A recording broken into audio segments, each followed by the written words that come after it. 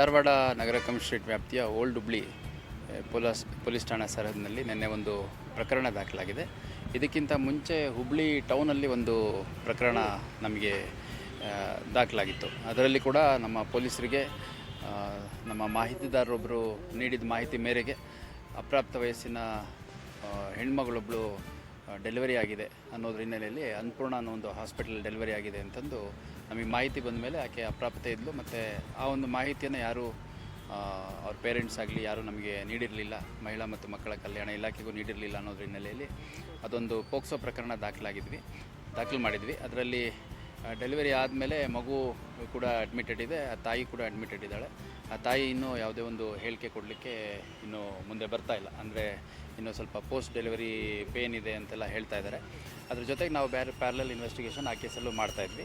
ಆ ಕೇಸು ಬೆನ್ನತ್ತಿ ಹೋದಂಥ ಸಂದರ್ಭದಲ್ಲಿ ಇನ್ನೊಂದು ಅದೇ ಕುಟುಂಬದ ಸಿಸ್ಟರ್ಸ್ ಮಕ್ಕಳು ಇವರೆಲ್ಲ, ಅದೇ ಕುಟುಂಬದ ಇನ್ನೊಂದು ಮಗಳು ಕೂಡ ಅಪ್ರಾಪ್ತ ವಯಸ್ಸಿನಲ್ಲೇ ಒಂದು ಮಗುಗೆ ತಾಯಿಯಾಗಿದ್ದಾಳೆ ಅಂತಂದು ತಿಳಿದು ಬಂದ ಹಿನ್ನೆಲೆಯಲ್ಲಿ ಅದೊಂದು ಮಾಹಿತಿಯನ್ನು ನಾವು ಕಲೆ ಹಾಕಿ ನಂತರದಲ್ಲಿ ಒಂದು ಕೇಸನ್ನು ತೊಗೊಂಡಿದ್ದೇವೆ.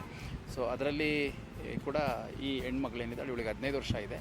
ಈಗ ಆಗಲೇ ಒಂದು ಮಗುಗೆ ಜನ್ಮ ಕೊಟ್ಟಿದ್ದಾಳೆ ಮತ್ತು ಈಗ ಮತ್ತೆ ಪ್ರೆಗ್ನೆಂಟ್ ಇದ್ದಾಳೆ. ಸೊ ಇವು ಎರಡೂ ಪ್ರಕರಣಗಳು ತುಂಬ ಗಂಭೀರ ಪ್ರಕರಣಗಳು.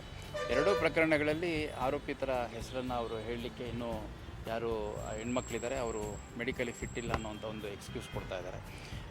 ಹಂಗಾಗಿ ಪ್ಯಾರಲಲ್ಲಿ ನಾವು ಇನ್ವೆಸ್ಟಿಗೇಷನ್ ಮಾಡ್ತಾಯಿದ್ದೀವಿ. ಆದಷ್ಟು ಬೇಗ ಈ ಒಂದು ಪೋಕ್ಸೋ ಕೇಸ್ ಅಕ್ಯೂಸ್ಡ್ ಯಾರು ಅನ್ನುವಂಥದ್ದು ಮತ್ತು ಇದರಲ್ಲಿ ಏನು ವ್ಯವಸ್ಥಿತವಾಗಿ ಏನಾದರೂ ಆಗ್ತಾಯಿದ್ರೆ ಅದ್ರ ಬಗ್ಗೆ ಕೂಡ ಪತ್ತೆ ಮಾಡೋಂಥ ಕೆಲಸ ಮಾಡಲಾಗುತ್ತೆ. ಮತ್ತು ಈ ಎರಡನೇ ಪ್ರಕರಣದಲ್ಲಿ ಈ ಹಿಂದೆ ಹುಟ್ಟಿರುವಂಥ ಮಗುವನ್ನು ಅದು ಅನಾರೋಗ್ಯ ಇತ್ತು ಅಂತಂದು ನಮ್ಮ ಸಂಬಂಧಿಕರೊಬ್ಬರ ಮನೆಗೆ ಬೇರೆ ಒಂದು ಕಾರವಾರದ ಹತ್ರ ಟ್ರೀಟ್ಮೆಂಟಿಗೆ ಬಿಟ್ಟಿದ್ದೀವಿ ಅಂತಂದು ಹೇಳಿದ್ದಾರೆ. ಅದನ್ನು ಕೂಡ ಫೈಂಡ್ ಔಟ್ ಮಾಡೋ ಕೆಲಸ ಮಾಡ್ತಾಯಿದ್ದಾರೆ. ಆದಷ್ಟು ಬೇಗ ಎರಡು ಪ್ರಕರಣಗಳಲ್ಲಿ ಆರೋಪಿಗಳು ಯಾರು ಮತ್ತು ಯಾವ ಸಂದರ್ಭದಲ್ಲಿ ಒಂದು ಘಟನೆಗಳು ನಡೆದಿದೆ ಮತ್ತು ಇದಕ್ಕೆ ಯಾರ್ದಾದ್ರೂ ಅವ್ರ ಕುಟುಂಬ ಸದಸ್ಯರು ಸೇರಿದಂತೆ ಬೇರೆ ಯಾರ್ದಾದ್ರೂ ಸಪೋರ್ಟ್ ಇದೆಯಾ ಅನ್ನೋಂಥದ್ದು ಅಸರ್ಟೈನ್ ಮಾಡಲಾಗುತ್ತೆ. ಅವ್ರು ಹೇಳೋವಂಥದ್ದು ನಾನು ಕೂಡ ಹುಡುಗಿಗೂ ಮಾತಾಡಿದೆ, ಆ ಹುಡುಗಿಗೆ ಸಂಬಂಧಪಟ್ಟವ್ರು ಯಾರಿದ್ರು ಕಸ್ಟೋಡಿಯನ್ ಅವ್ರಿಗೂ ಮಾತಾಡಿದೆ. ಅವರು ಇಲ್ಲ ಮಗು ಸ್ವಲ್ಪ ಹಿಂಗೆ ಪ್ರಿಮೇಚ್ಯೂರ್ ಅಂದರೆ ಅಪ್ರಾಪ್ತ ಹೆಣ್ಮಗಳಿಗೆ ಹುಟ್ಟಿತ್ತಲ್ಲ, ಹಂಗಾಗಿ ಭಾಳ ಹೆಲ್ತ್ ಇಶ್ಯೂಸ್ ಇತ್ತು, ನಮ್ಮ ಪರಿಚಯಸ್ಥರೊಬ್ಬರ ಮನೆಯಲ್ಲಿ ಟ್ರೀಟ್ಮೆಂಟ್ಗೆ ಮತ್ತು ನೋಡ್ಕೊಳ್ಳಿಕ್ಕೆ ಅಂತ ಕಾರವಾರ ಕಡೆ ಬಿಟ್ಟಿದ್ದೀವಿ ಅಂತ ಹೇಳ್ತಾರೆ. ಸೊ ಅವ್ರು ಹೇಳಿದಷ್ಟು ಸಿಂಪಲ್ ಇರೋದಿಲ್ಲ ಅದು.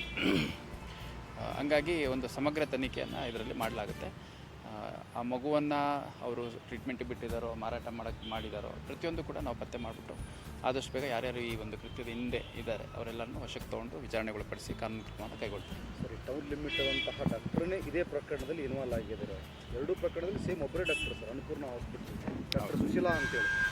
ಈಗ ನಾನು ಸ್ಪೆಸಿಫಿಕ್ಕಾಗಿ ಯಾವುದೋ ಒಂದು ಹಾಸ್ಪಿಟಲ್ ಅಥವಾ ಡಾಕ್ಟರ್ ಹೆಸರು ಹೇಳಲಿಕ್ಕೆ ಇಷ್ಟಪಡಲ್ಲ. ಯಾಕಂದರೆ ಒಂದು ನಾನು ಯಾವಾಗ ಬ್ರೀಫ್ ಮಾಡ್ಬೋದು ಅನ್ನೋವಂಥ ಒಂದು ರೈಟ್ ಸಂದರ್ಭದಲ್ಲಿ ನಿಮಗೆ ಕರೆದುಬಿಟ್ಟು ಸಮಗ್ರ ಮಾಹಿತಿಯನ್ನು ಬ್ರೀಫ್ ಮಾಡ್ತೀನಿ.